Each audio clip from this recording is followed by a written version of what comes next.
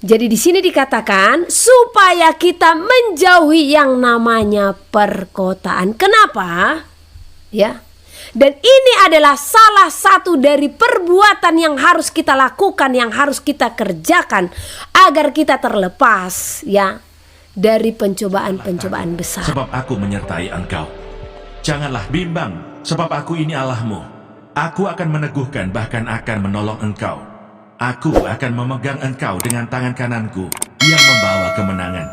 Edukasi rohani. Sesungguhnya peperangan kita itu apa? Ya. Siapakah yang menjadi lawan kita pada akhirnya? Ya. Di sini Elohim berfirman, ya. Di mana orang-orang yang menjadi penguasa-penguasa, ya. Di mana orang-orang yang menjadi penguasa-penguasa akan berdiri. Nah, ini ada oknumnya, ada orangnya, ya. Jadi Elohim katakan akan ada orang-orang, ya, yang akan menjadi penguasa-penguasa dan mereka akan berdiri. Dan sesungguhnya telah berdiri. Di sanalah peperangan semakin nyata. Nah, di sanalah teruji nantinya, ya, kita yang katanya beribadah, kehendak di bumi ini semakin besar, dimakan segala hal dan menyerukan persatuan, artinya menerapkan segala persatuan di seluruh bangsa-bangsa yang sesungguhnya, ya, persatuan yang mereka lakukan itu untuk sebuah peraturan, di mana peraturan itu adalah untuk menyangkal atau menentang Elohim. Karena apa? Karena di saat saudara menerima tanda bilangan, ya, maka saudara telah menyangkal Elohim, ya. Bisa dipahami sejauh itu, ya. Nah, jadi penguasa-penguasa dunia ini membuat tipu muslihat. Jadi mari kita beralih ke Efesus tadi supaya kita terbebas, supaya kita bisa bertahan dan kita bisa mampu melawan tipu muslihat daripada si jahat. Maka kenakanlah perlengkapan senjata Elohim, ya. Apa itu?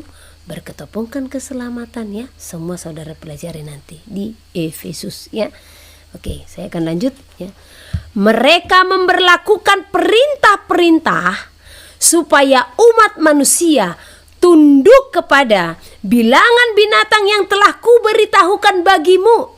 Jadi ini sepertinya adalah konfirmasi yang Elohim berikan kembali kepada kita akan apa yang tersebut, maka orang-orang itu akan dibunuh. Supaya orang-orang yang tidak menerima tanda tersebut menjalani kesusahan dalam seluruh kehidupannya, sehingga sekiranya mungkin mereka pun tertunduk oleh kehidupan mereka yang semakin kesusahan. Karena orang-orang yang menolak akan dipersulit, sehingga mereka itu tidak akan memperoleh apapun, supaya mereka tertunduk akan bilangan tersebut. Ya. Jadi di sini dikatakan supaya kita menjauhi yang namanya perkotaan. Kenapa? Ya. Dan ini adalah salah satu dari perbuatan yang harus kita lakukan, yang harus kita kerjakan agar kita terlepas, ya, dari pencobaan-pencobaan besar, ya. Setidak-tidaknya kita tidak terlalu disusahkan, kalaupun kesusahan itu akan datang, ya. Namun kita tidak terlalu sulit, karena coba saudara bayangkan, ya, sekiranya lah dulu peraturan ini diberikan, tadi dikatakan, ya. Nah, peraturan itu akan dilakukan sehingga kepada semua umat manusia diberi tanda itu agar setiap umat manusia bisa membeli dan menjual dengan tanda bilangan tersebut. Dan katanya tadi, kalau orang yang tidak menerima, maka mereka akan dibunuh, artinya diberhentikan segala akses, ya. Nah, dan orang-orang yang tidak menerima tanda tersebut akan menjalani kesusahan di segala aspek kehidupan, sehingga, ya, sekiranya mungkin. Berarti di sini digambarkan orang-orang yang masih bertahan nantinya ya, di perkotaan tanpa ada apapun, ya, maka mereka pun akan dicobai, ya. Iblis pun akan mencobai keturunan-keturunan yang melakukan hukum-hukum Elohim katanya. Ya ini itu, ya. Nah, dengan jalan apa? Kelaparanlah, sakit penyakitlah, kesusahanlah. Akhirnya apa? Tunduk dan menerima. Akhirnya berdalih, ya mungkin itu belum.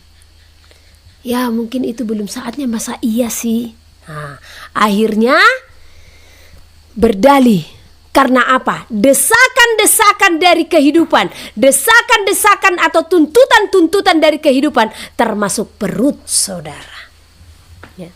Karena coba bayangkan, jikalau engkau bertahan hanya di rumahmu yang sepetak itu, dan engkau tidak mau menerima penerapan yang mereka lakukan, di mana mereka menerapkan sistem atau peraturan tidak bisa membeli dan menjual tanpa tanda itu. Seperti apakah tanda itu? Nanti kita akan melihat, ya.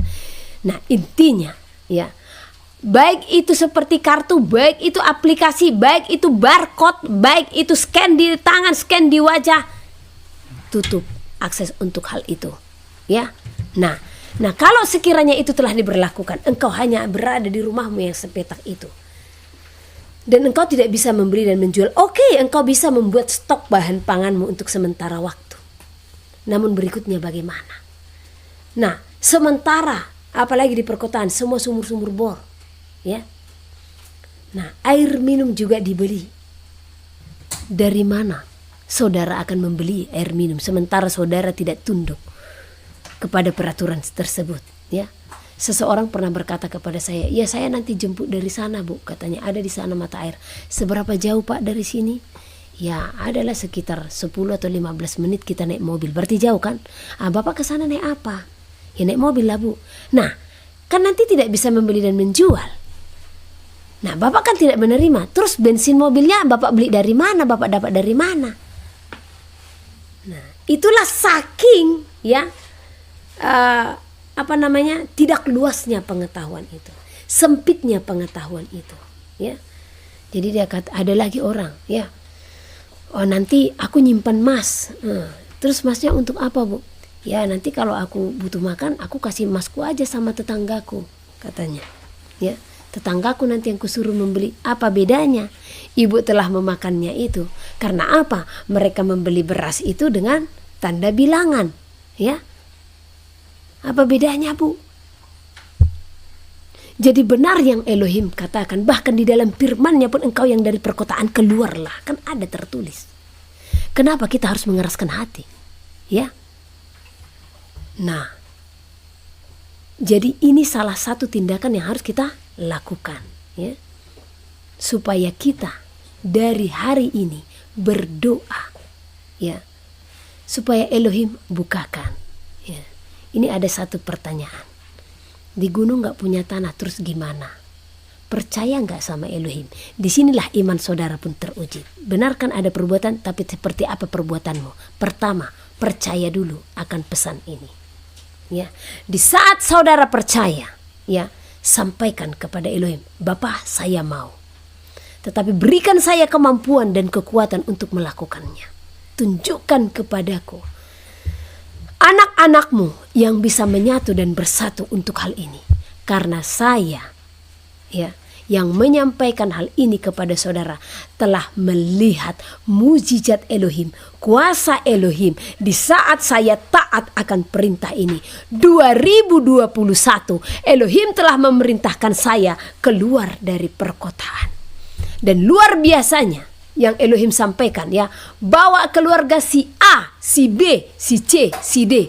Secara logika dari mana? Ya. Kalau hanya diri saya yang saya bawa, mungkin lebih tenang beban saya. Ini Elohim perintahkan bawa keluarga si A, si B, si C, dan si D. Saat itu, jikalau saya bisa katakan kepada saudara, uang yang kami miliki hanya cukup untuk ongkos kami keluar dari kota tersebut. Paling 3 atau 5 juta uang kami yang ada di ATM di saat Elohim perintahkan keluar dari perkotaan. Ya. Dan saat itu saya hanya katakan, Bapa, kemana kami akan engkau bawa dan apa yang akan kami lakukan? Elohim perintahkan untuk bercocok tanam. Ya, bingung toh. Saya bukan seorang petani yang pernah pegang cangkul dan bertani. Saya bukan anak petani juga yang istilahnya bisa mengajarkan saya bertani. Ya, tetapi Elohim memerintahkan saya untuk tetap melayani dan tetap menuntun jemaat-jemaatnya. Diperintahkan lagi saya membawa keluarga si A, si B, dan si C. Ya, tetapi apa?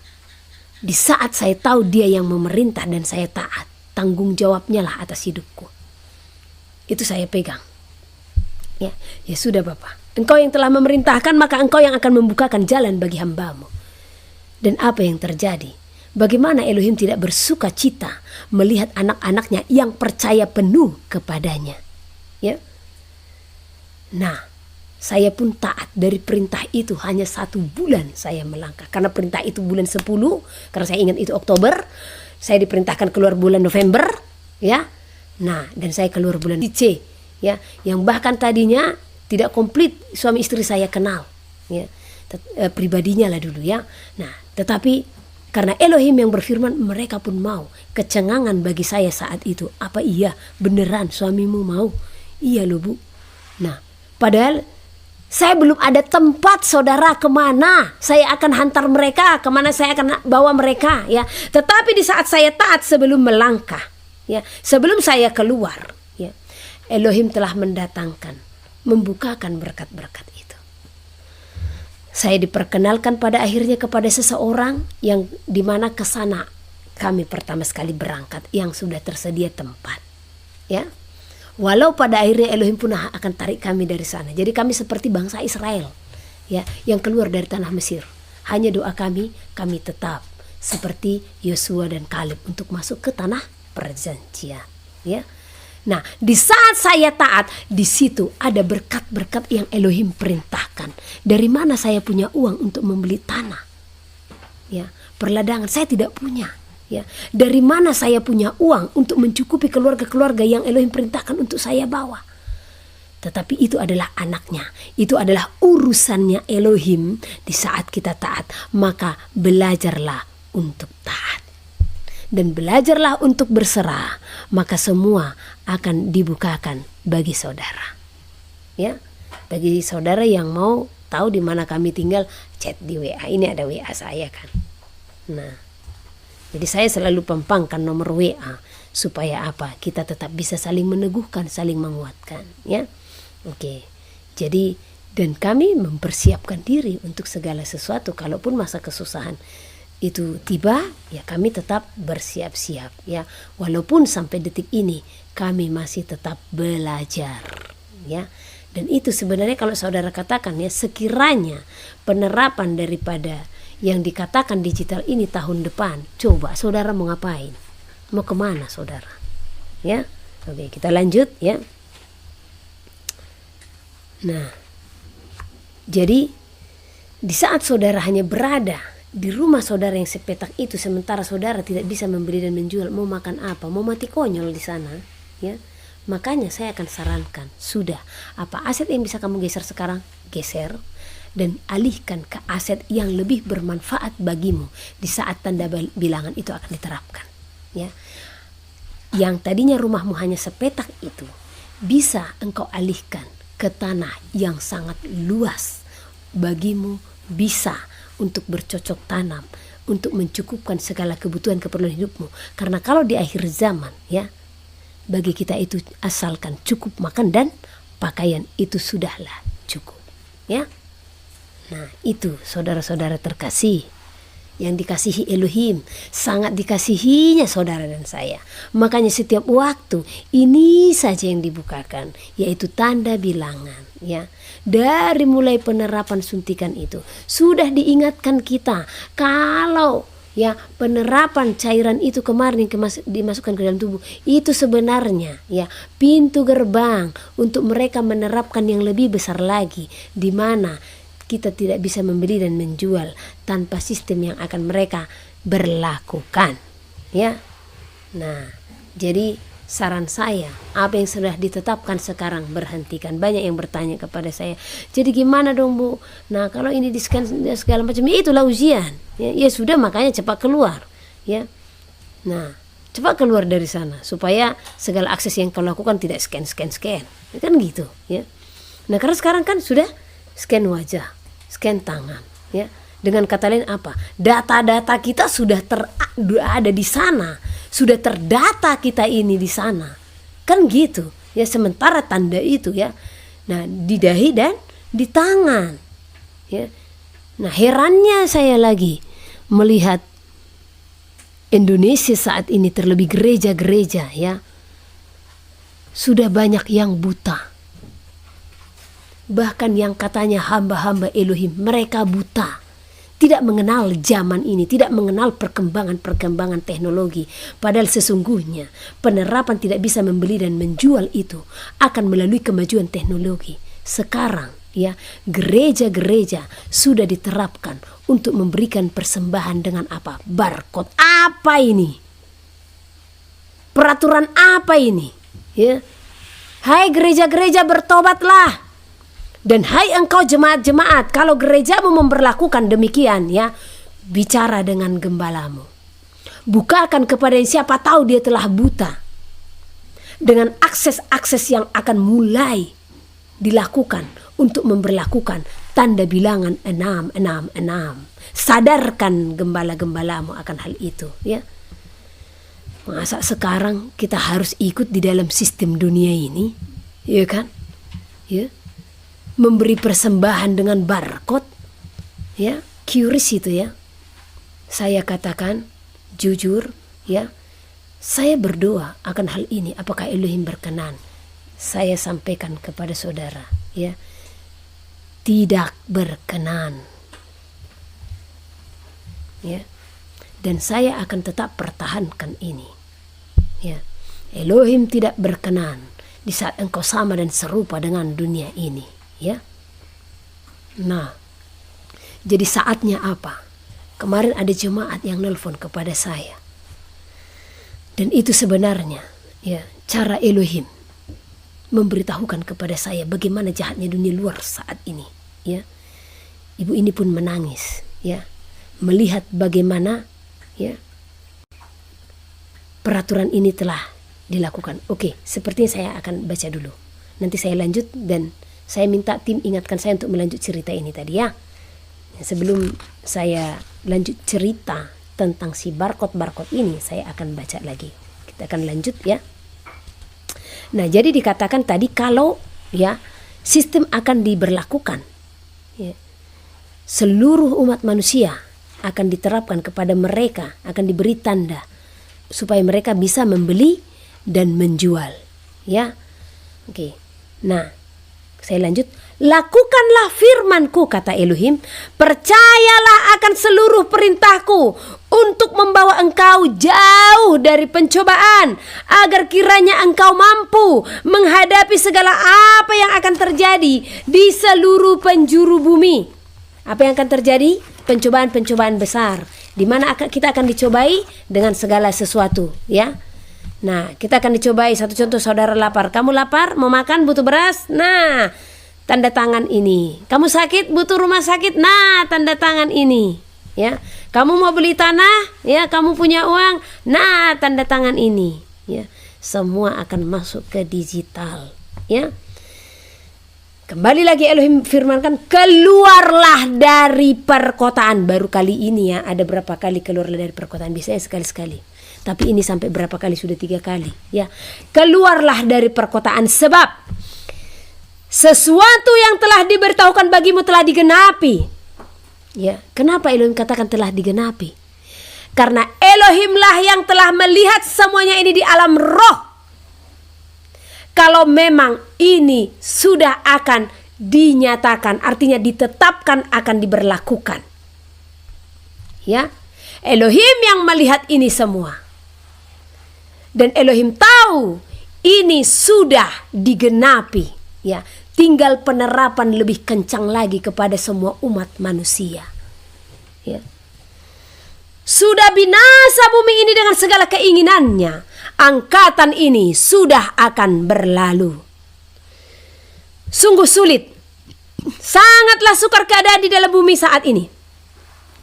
Sulit bagimu untuk berdiri di atas firman-Ku oleh segala keadaan yang akan diperhadapkan bagi engkau. Sekali lagi, mari simak kalimat ini.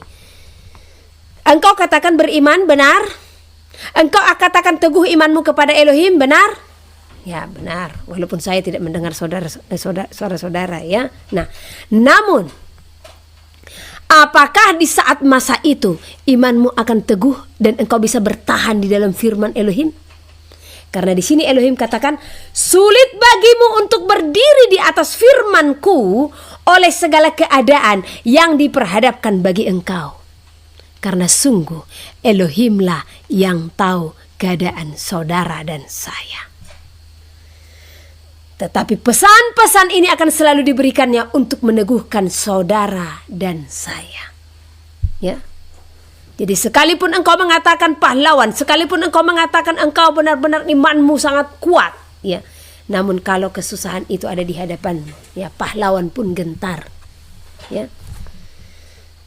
Sulit bagimu berdiri di atas firman-Ku di saat segala sesuatu semakin besar di hadapanmu. Sebab sungguh keadaan akan semakin dipersulit. Ya. Akan semakin dipersulit. Dengan memberitahukan segala keadaan yang akan diperhadapkan bagimu, ya, maksudnya dengan Elohim membukakan ini sekarang bagi saudara dan saya, ya.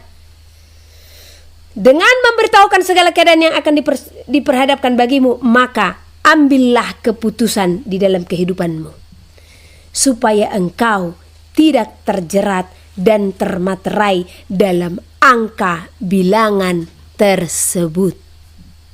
Ya. Jadi di saat engkau mendengarkan ini, di saat Elohim telah memberitahukan segala keadaan ini bagimu, maka ambillah keputusan di dalam kehidupan supaya engkau tidak terjerat dan termaterai dalam angka bilangan tersebut.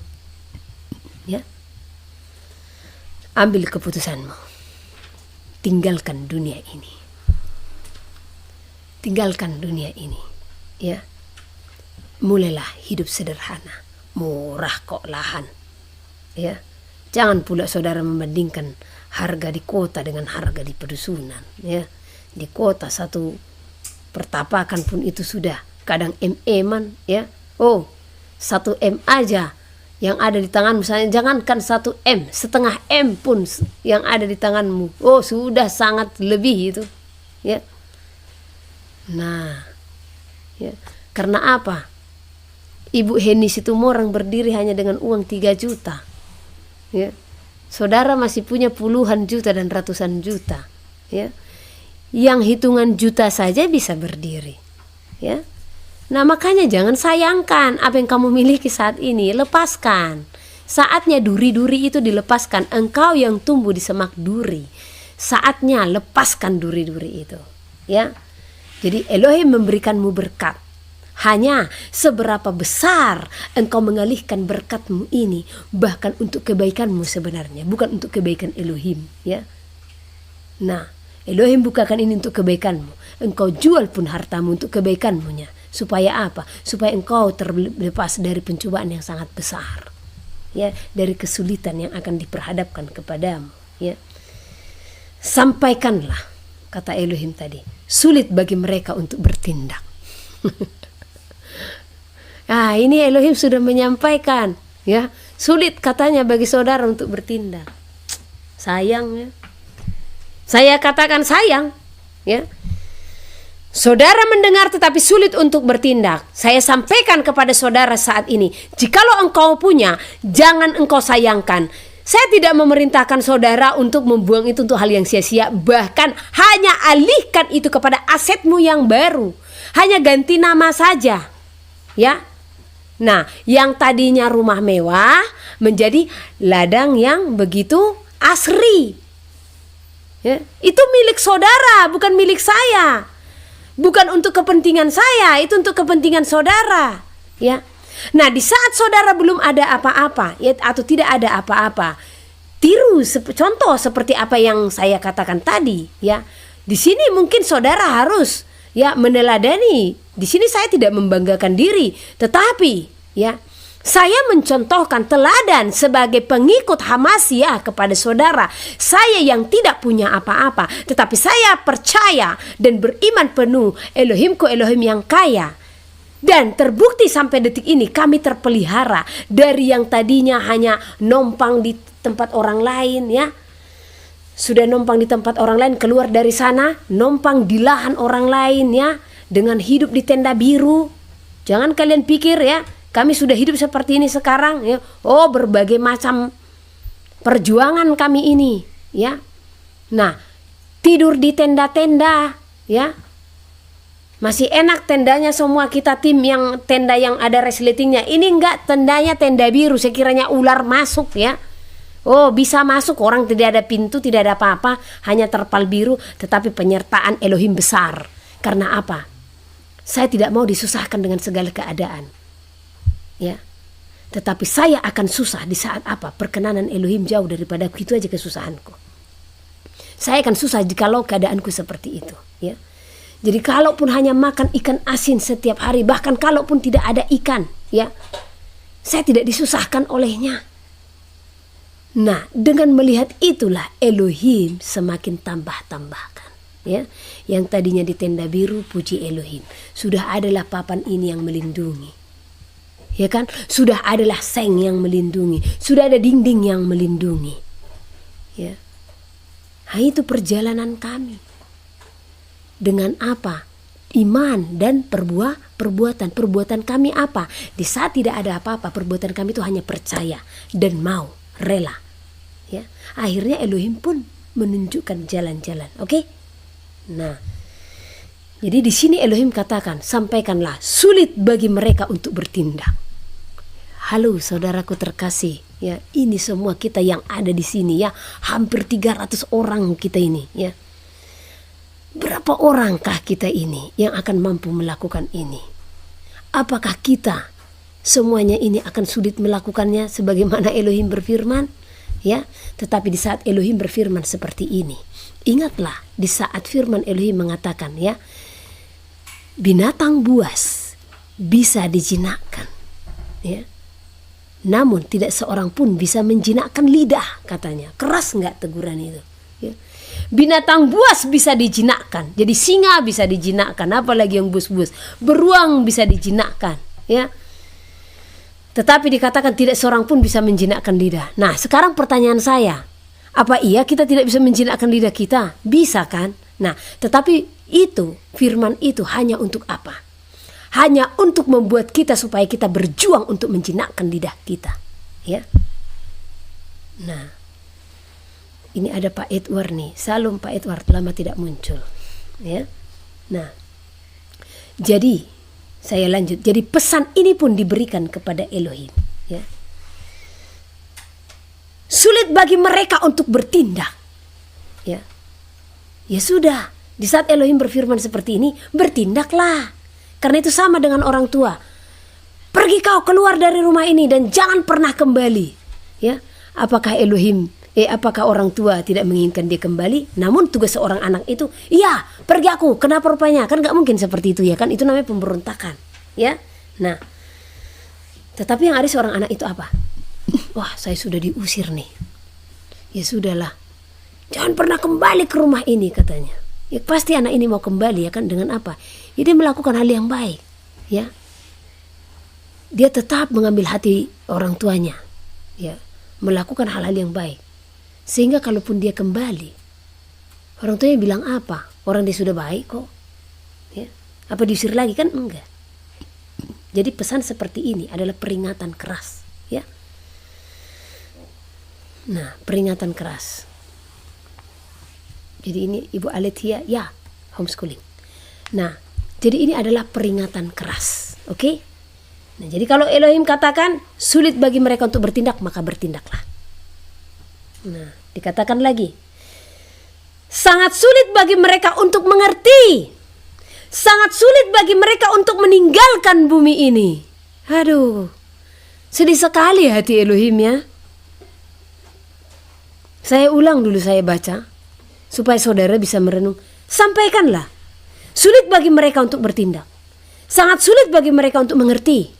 Sangat sulit bagi mereka untuk meninggalkan bumi ini. Sampaikanlah, lakukanlah apa yang aku perintahkan bagimu saat ini. Jadi ingat dan ulang video ini, dengarkan kembali apa yang Elohim perintahkan ya bagi kita tadi ya. Karena Elohim katakan, lakukanlah apa yang aku perintahkan bagimu saat ini. Karena sesungguhnya di saat kita taat dan melakukan perintah itu untuk kebaikan saudara, itu untuk keselamatan saudara dan saya ya. Menjauhlah dari perkotaan.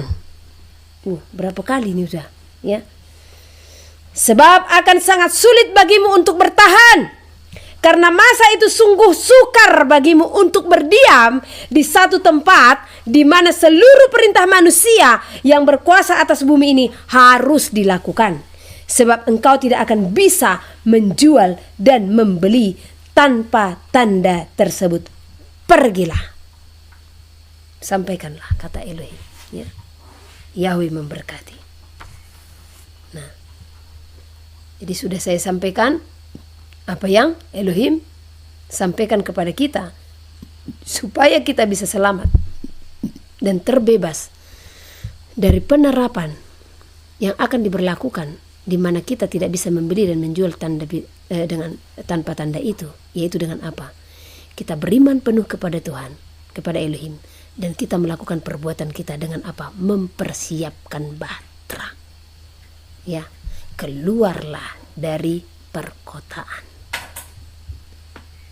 Cukupkan dirimu dengan apa yang ada padamu ya.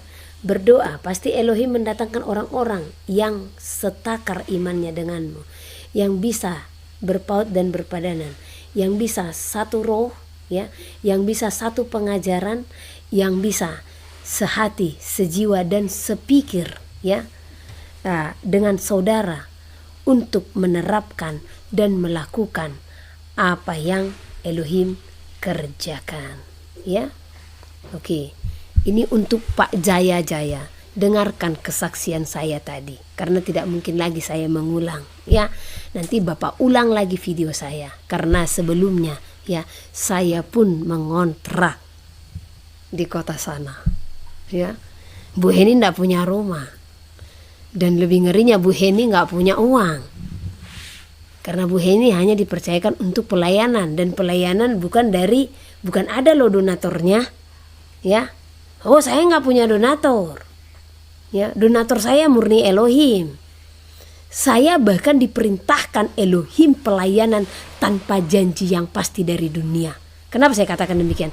Kalau pendeta yang menggembalakan di satu gereja ada janji yang pasti dari dunia nggak? Adalah ya, jemaatnya ada ya, sekian puluh atau sekian ratus persembahan kan ada ya kan, persepuluhan lengkap, jadi terjamin hidup mereka.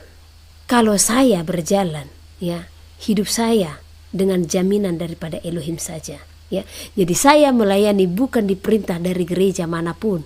Jadi kalau saudara bertanya, ibu ini dari gereja mana? Gereja Elohim langsung ya. Nah, jadi saya tidak ada gaji dari pusat mana ya. Gaji saya ya dari Elohim, dan itu pun bukan gaji loh, tetapi itu berkat-berkat yang Elohim perintahkan ya kepada pelayanan ini, untuk mendukung pelayanan ini, sebagaimana murid-muridnya juga di zaman para muridnya ada, dan mereka itu pun kan berjalan seperti pelayanan ini loh ya. Apa mereka itu diutus oleh para imam? Oh tidak ya. Apa mereka itu diutus oleh bait suci? Tidak ya. Mereka itu berjalan seturut dengan perintah Elohim ya. Dan orang-orang yang dilayani dan yang merasa terberkati, mereka jugalah yang memberkati pelayanan mereka, seperti itu ya. Nah, jadi mereka tidak ada gaji loh dari imam-imam kepala atau dari organisasi bait suci saat itu, nggak ada ya. Jadi pelayanan ini juga, tim pelayanan kasih berjalan demikian. Nah, jadi kalau masalah kesusahan, satu contoh ya, saya ada di kota dan saya ngontrak ya, dan saya melayani bukan perintah dunia, jadi sehingga tidak ada gaji menetap yang harus saya terima istilahnya untuk menjamin hidup saya, tetapi saya punya Elohim. Mana lebih besar? Ya, Elohim dong. Jadi mari miliki iman seperti itu. Maka percaya, ya. Maka percaya hidupmu akan diberkati, ya. Nah, oke. Ini pesan Elohim bagi kita. Saya akan lanjut kepada tadi cerita bagaimana sekarang gereja-gereja, ya. Nah, ini ada satu pesan yang kebetulan saya baca, ya. Yang share seperti ini di tim ini, yang lain pada kemana? Yang lain sekarang sudah memikirkan fasilitas daripada kualitas jemaat, sudah memikirkan apa yang masuk ke perut, sudah memikirkan keangkuhan hidup, sudah memikirkan kenamaan. Karena sudah banyak sekarang yang menyatakan diri sebagai Elohim tanpa mereka sadari mereka membangun kerajaan mereka sendiri. Mereka senang untuk dipuji. Mereka banyak yang telah mencuri kemuliaan Elohim, dan banyak orang yang telah melayani itu hanya untuk apa? Untuk bangun gereja besar di mana-mana sebagai ajang bisnis. Ya. Dan kenapa saya bisa berdiri dan menyampaikan ini semua dan dengan lantang bisa berani? Karena apa? Saya tidak terikat oleh dunia. Ya, saya terikat di dalam Elohim. Apa yang Elohim sampaikan akan saya sampaikan, karena saya tidak takut akan dunia tetapi takut kepada Elohim. Ya. Nah, karena saya tidak mencari jemaat, nah supaya apa? Supaya saya diberkati, ada persepuluhan yang masuk segala macam. No, itu bukan visi misi daripada tim ini. Kalaupun saudara memberkati, ya terpujilah Elohim yang memakai tangan-tangan siapapun untuk memberkati. Namun kita tidak pernah ya mengandalkan tangan-tangan itu ya sebagai sumber penghasilan, tidak. Tetapi sekarang sudah banyak yang menyatakan diri sebagai hamba Elohim, menjadikan pelayanan sebagai profesi. Itulah yang menjadikan salah. Itulah yang menjadikan hati Elohim berduka. Ya, sehingga bertahun-tahun bahkan berpuluh-puluh tahun pelayanan itu berjalan, namun jemaat imannya masih stagnan di situ-situ aja, hanya sebagai jemaat saja terus ya, yang tanpa punya hati untuk melayani yang lain. Karena sesungguhnya di saat para rasul melayani jemaat Elohim, tekankan kepada jemaat-jemaat agar mereka pun tiba saatnya untuk melayani sesamanya. Ya. Tetapi lihat kualitas jemaat di zaman ini yang dari tahun ke tahun stagnan di situ saja. Kenapa? Ya, karena dari kepalanya saja belum berkemenangan. Ya. Kepala banyak yang memerintahkan kita harus memberi. Pernah saya mendengarkan di YouTube ada seorang ya yang cukup terkenal juga, yang saya kaget mendengar dia waktu menyampaikan tentang persepuluhan. Ngapain sih memaksakan jemaat memberikan persepuluhan daripada uang-uang ini ya? Nah, ini sebenarnya korban apa, persembahan apa? Ya. Karena sesungguhnya yang Elohim mau persembahan kita yang sepenuhnya itu adalah tubuh, roh, dan jiwa kita. Dan saya mau meminta kepada saudara juga, saya akan meminta persembahanmu, yaitu apa? Tubuh, roh, dan jiwamu yang engkau persembahkan kepada Elohim. Itu cukup bagi kami. Karena apa? Ya, bagi kami bagaimana saudara menyenangkan hati Tuhan, hati Elohim. Itu sangat menyenangkan. Jadi seseorang ini memberitakan tentang persepuluhan, ya, di mana beliau menerapkan, ya, kalau tidak memberikan persepuluhan seperti mencuri apa yang menjadi bagian daripada Elohim. Apa ini, menakut-nakuti jemaat aja kerjaan ini. Ya. Jadi, tapi yang ngerinya, dia membuat ilustrasi. Ada lagunya. Dia bilang, persembahan kami. Nah, dengan pedenya mereka bernyanyi, katanya seperti itu. Waduh. Ya. Nah, lagu ini udah lagu zaman dahulu ya. Yang bahkan dulu waktu saya masih sekolah minggu. Dulu kan sekolah minggu ya. Nah, jadi ini kan selalu kita naikkan seperti itu. Nah, dia mau mencontohkan lagu ini. Persembahan kami sedikit sekali. Nah, udah sedikit dibilang lagi katanya. Kiranya Tuhan terimalah dengan senang hati. Nah, di situ dia sudah mengejek jemaat dengan mengatakan sudah sedikit, dikatakan lagi seperti ini katanya. Dan seseorang ini menyambut lagi. Kemudian Tuhan katakan dari atas. Gimana jawabannya dibilang ya?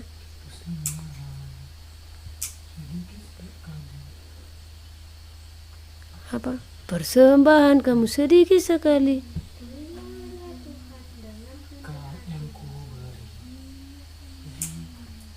Nah, tapi intinya itu mengejek sekali.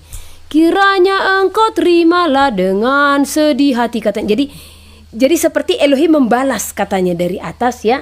Kalau anugerah yang Elohim berikan itu sedikit dan kiranya engkau terimalah dengan sedih hati. Apa seperti itu? Apa di hadapan Elohim itu melihat sedikit banyaknya jumlah uang yang kita berikan? Ya. Dan mengatakan lagi, dan Elohim jawab dari atas. Berkat, oh ya. Jadi dibalasnya kayak gini. Dan kemudian Tuhan menjawab katanya, berkat yang ku beri sedikit sekali, kiranya engkau terimalah dengan sedih, pilu hati atau sedih hati. Ya, dengan pedih hati. Mana ada Tuhan menyampaikan seperti itu? Waktu saya lihat video itu, di sini kegeraman Elohim saya rasakan sangat besar kepada dia. Sangat besar kepada dia. Ya. Dan di situ saya mengingat bagaimana Elohim pernah memperlihatkan dia kepada saya di dalam mimpi. Ya. Nah, coba, apa ada seperti itu? Apa Elohim melihat, jemaatmu ada yang kasih 2.000, jemaatmu ada yang kasih 1 juta, ya. Nah, jadi yang kasih 1 juta ini ku kasih berkat lebih lah ini. Ingat nggak persembahan janda itu? Ya. Ingat nggak bagaimana Elohim mengatakan ya persembahan siapa yang lebih banyak? Ya. Mengapa kita harus menilai dan menakut-nakuti jemaat dengan besar kecil jumlah yang mereka berikan? Wow. Siapa kita ini di hadapan Elohim? Ya. Nah, parah ini, ya. Jadi yang seperti ini yang membuat hati Elohim berduka. Mau jemaat kasih persembahan atau tidak, ya. Itu bukan urusan kita, ya. Karena Elohimlah yang akan berperkara atas hidup mereka. Di saat mereka terberkati dengan pelayanan yang kau kerjakan, ya, namun mereka tidak menghargai apa yang Elohim kerjakan, itu kan urusan Elohim, ya. Dan bagaimana kalau sekiranya mereka tidak mampu? Nah, makanya melayanilah dengan tulus ikhlas. Jadi kalau saudara melayani, satu contoh saudara penginjil, ya, jangan pernah harapkan berkat. Ya. Nah, jangan pernah untuk mengharapkan itu, tetapi harapkanlah, ya, pengharapan yang lebih besar dari dirimu di saat engkau menerapkan itu kepada mereka dan mereka pun ada pelepasan, ada kelegaan. Dan mereka pun menerima. Itulah yang menjadi persembahan yang terbesar, yang sesungguhnya menyenangkan hati saudara. Karena apa? Itu menyenangkan hati Elohim. Imamat pasal 27. Membayar nasar. Tuhan berfirman kepada Musa, berbicaralah kepada orang Israel dan katakan kepada mereka, apabila seorang mengucapkan nasar khusus kepada Tuhan mengenai orang menurut penilaian yang berlaku untuk itu, maka tentang nilai bagi orang laki-laki dari yang berumur 20 tahun sampai yang berumur 60 tahun, nilai itu harus 50 shikal perak ditimbang menurut shikal kudus. Tetapi jikalau itu seorang perempuan, maka nilai itu harus 30 shikal. Jikalau itu mengenai seorang dari yang berumur 5 tahun sampai yang berumur 20 tahun, maka bagi laki-laki nilai itu harus 20 shikal dan bagi perempuan 10 shikal. Jikalau itu mengenai seorang dari yang berumur 1 bulan sampai yang berumur 5 tahun, maka bagi laki-laki nilai itu harus 5 shikal perak dan bagi perempuan 3 shikal perak. Jikalau itu mengenai seorang yang berumur 60 tahun atau lebih, jikalau itu mengenai laki-laki, maka nilai itu harus 15 shikal dan bagi perempuan 10 shikal. Tetapi jikalau orang itu terlalu miskin untuk membayar nilai itu, maka haruslah dihadapkannya orang yang dinasarkannya itu kepada imam, dan imam harus menilainya. Sesuai dengan kemampuan orang yang bernasar itu, imam harus menentukan nilainya. Jikalau itu termasuk hewan yang boleh dipersembahkan sebagai persembahan kepada Tuhan, Maka apapun daripada hewan itu yang dipersembahkan orang itu kepada Tuhan, haruslah kudus. Janganlah ia menggantinya, dan janganlah ia menukarnya, yang baik dengan yang buruk, atau yang buruk dengan yang baik. Tetapi jikalau ia menukar juga seekor hewan dengan seekor hewan lain, maka baik hewan itu maupun tukarnya haruslah kudus. Jikalau itu barang seekor dari antara hewan haram yang tidak boleh dipersembahkan sebagai persembahan kepada Tuhan, maka hewan itu harus dihadapkannya kepada imam, dan imam harus menetapkan nilainya menurut baik atau buruknya, dan seperti penilaian imam, demikianlah jadinya. Dan jikalau orang itu mau menebusnya juga, ia harus menambahkan 1/5 kepada nilai itu. Apabila seorang menguduskan rumahnya sebagai persembahan kudus bagi Tuhan, maka imam harus menetapkan nilainya menurut baik atau buruknya. Dan seperti nilai yang ditetapkan imam, demikianlah harus dipegang teguh. Tetapi jikalau orang yang menguduskan itu mau menebus rumahnya, maka ia harus menambah harganya dengan 1/5 dari uang nilainya, dan rumah itu menjadi kepunyaannya pula. Jikalau seseorang menguduskan sebagian dari ladang miliknya bagi Tuhan, maka nilainya haruslah sesuai dengan taburannya, yakni sehomer taburan benih jelai berharga 50 shikal perak. Jikalau ia menguduskan ladangnya mulai dari tahun Yobel, maka nilainya haruslah dipegang teguh. Tetapi jikalau ia menguduskan ladangnya sesudah tahun Yobel, maka imam harus menghitung harganya bagi orang itu sesuai dengan tahun-tahun yang masih tinggal sampai kepada tahun Yobel, dan harga itu harus dikurangkan dari nilainya. Dan jikalau orang yang menguduskannya benar-benar mau menebus ladang itu, maka ia harus menambah harganya dengan 1/5 dari uang nilainya, dan ladang itu tetap dimilikinya. Tetapi jikalau ia tidak menebus ladang itu, malahan ladang itu telah dijualnya kepada orang lain, maka tidak dapat ditebus lagi. Tetapi pada waktu bebas dalam tahun Yobel, ladang itu haruslah kudus bagi Tuhan, sama seperti ladang yang dikhususkan bagi Tuhan. Imamlah yang harus memilikinya. Dan jikalau ia menguduskan bagi Tuhan ladang yang telah dibelinya dan yang tidak termasuk ladang miliknya dahulu, maka imam harus menghitung baginya harga nilainya sampai kepada tahun Yobel. Dan orang itu haruslah mempersembahkan nilai itu pada hari itu juga sebagai persembahan kudus bagi Tuhan.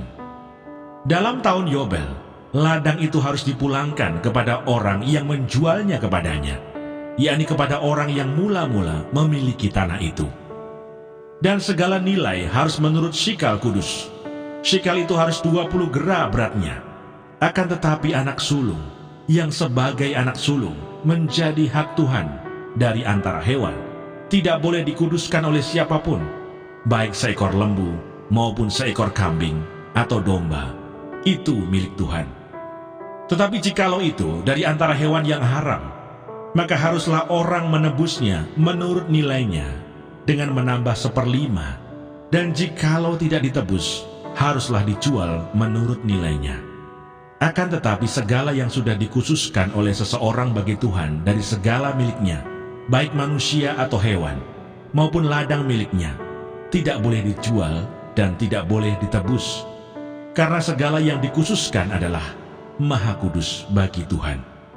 Setiap orang yang dikhususkan yang harus ditumpas di antara manusia tidak boleh ditebus, pastilah ia dihukum mati. Demikian juga segala persembahan persepuluhan dari tanah, baik dari hasil benih di tanah maupun dari buah pohon-pohonan, adalah milik Tuhan. Itulah persembahan kudus bagi Tuhan. Tetapi jikalau seseorang mau menebus juga sebagian dari persembahan persepuluhannya itu, maka ia harus menambah 1/5.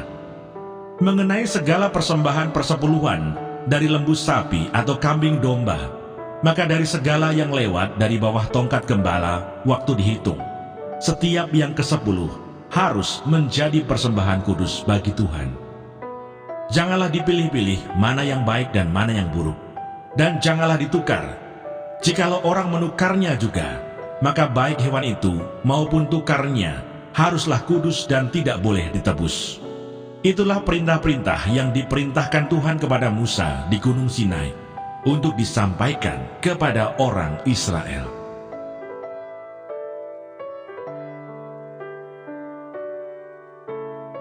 Kitab Bilangan. Bilangan pasal 1. Laskar Israel dihitung. Tuhan berfirman kepada Musa di padang gurun Sinai dalam kemah pertemuan pada tanggal 1 bulan yang kedua dalam tahun yang kedua sesudah mereka keluar dari tanah Mesir. Hitunglah jumlah segenap umat Israel menurut kaum-kaum yang ada dalam setiap suku mereka, dan catatlah nama semua laki-laki di Israel yang berumur 20 tahun ke atas dan yang sanggup berperang, orang demi orang. Engkau ini beserta Harun harus mencatat mereka menurut pasukannya masing-masing. Dari tiap-tiap suku harus ada satu orang yang mendampingi kamu, yakni orang yang menjadi kepala dari suku yang diwakilinya itu. Dan inilah nama semua orang yang harus mendampingi kamu. Dari suku Ruben, Elisur bin Shedeur. Dari suku Simeon, Selumiel bin Yuris Yadai. Dari suku Yehuda, Nahason bin Aminadab. Dari suku Isakar, Netanel bin Suar. Dari suku Sebulon, Eliab bin Helon. Dari suku keturunan Yusuf, Elisama bin Amihud. Dari suku Efraim, dan Gamaliel bin Pedasur dari suku Manasye. Dari suku Benyamin, Abidan bin Gedeoni. Dari suku Dan, Ahieser bin Amishadai. Dari suku Asher, Pagiel bin Okran. Dari suku Gad, Eliasaf bin Rehuel. Dari suku Naftali, Ahira bin Enan. Itulah orang-orang yang dipilih dari umat itu, masing-masing sebagai pemimpin dari suku bapa leluhurnya. Mereka inilah kepala-kepala pasukan Israel. Lalu Musa dan Harun memanggil orang-orang yang tertunjuk namanya itu. Dan pada tanggal 1 bulan yang kedua, mereka menyuruh segenap umat berkumpul. Kemudian silsilah orang-orang Israel disusun menurut kaum-kaum yang ada dalam setiap suku mereka. Sedang nama-nama mereka yang berumur 20 tahun ke atas dicatat orang demi orang, seperti yang diperintahkan Tuhan kepada Musa. Demikianlah Musa mencatat mereka di padang gurun Sinai. Ketika silsilah Bani Ruben, yaitu keturunan anak sulung Israel, disusun menurut kaum-kaum yang ada dalam suku mereka, maka dicatatlah nama semua laki-laki yang berumur 20 tahun ke atas, semua orang yang sanggup berperang, orang demi orang. Jumlah yang dicatat dari suku Ruben ada 46.500 orang. Ketika silsilah Bani Simeon disusun menurut kaum-kaum yang ada dalam suku mereka, maka dicatatlah nama semua laki-laki yang berumur 20 tahun ke atas, semua orang yang sanggup berperang, orang demi orang. Jumlah yang dicatat dari suku Simeon ada 59.300 orang. Ketika silsilah Bani Gad disusun menurut kaum-kaum yang ada dalam suku mereka, maka dicatatlah nama orang-orang yang berumur 20 tahun ke atas, semua orang yang sanggup berperang. Jumlah yang dicatat dari suku Gad ada 45.650 orang. Ketika silsilah Bani Yehuda disusun menurut kaum-kaum yang ada dalam suku mereka, maka dicatatlah nama orang-orang yang berumur 20 tahun ke atas, semua orang yang sanggup berperang. Jumlah yang dicatat dari suku Yehuda ada 74.600 orang. Ketika silsilah Bani Isakar disusun menurut kaum-kaum yang ada dalam suku mereka, maka dicatatlah nama orang-orang yang berumur 20 tahun ke atas, semua orang yang sanggup berperang. Jumlah yang dicatat dari suku Isakar ada 54.400 orang. Ketika silsilah Bani Sebulon disusun menurut kaum-kaum yang ada dalam suku mereka, maka dicatatlah nama orang-orang yang berumur 20 tahun ke atas, semua orang yang sanggup berperang. Jumlah yang dicatat dari suku Sebulon ada 57.400 orang. Mengenai keturunan Yusuf, ketika silsilah Bani Efraim disusun menurut kaum-kaum yang ada dalam suku mereka, maka dicatatlah nama orang-orang yang berumur 20 tahun ke atas, semua orang yang sanggup berperang. Jumlah yang dicatat dari suku Efraim ada 40.500 orang. Dan ketika silsilah Bani Manasye disusun menurut kaum-kaum yang ada dalam suku mereka, maka dicatatlah nama orang-orang yang berumur 20 tahun ke atas, semua orang yang sanggup berperang. Jumlah yang dicatat dari suku Manasye ada 32.200 orang. Ketika silsilah Bani Benyamin disusun menurut kaum-kaum yang ada dalam suku mereka, maka dicatatlah nama orang-orang yang berumur 20 tahun ke atas, semua orang yang sanggup berperang. Jumlah yang dicatat dari suku Benyamin ada 35.400 orang. Ketika silsilah Bani Dan disusun menurut kaum-kaum yang ada dalam suku mereka, maka dicatatlah nama orang-orang yang berumur 20 tahun ke atas, semua orang yang sanggup berperang. Jumlah yang dicatat dari suku Dan ada 62.700 orang. Ketika silsilah Bani Asher disusun menurut kaum-kaum yang ada dalam suku mereka, maka dicatatlah nama orang-orang yang berumur 20 tahun ke atas, semua orang yang sanggup berperang. Jumlah yang dicatat dari suku Asher ada 41.500 orang. Sebab aku menyertai engkau. Janganlah bimbang, sebab aku ini Allahmu. Aku akan meneguhkan, bahkan akan menolong engkau. Aku akan memegang engkau dengan tangan kananku yang membawa kemenangan. Edukasi rohani.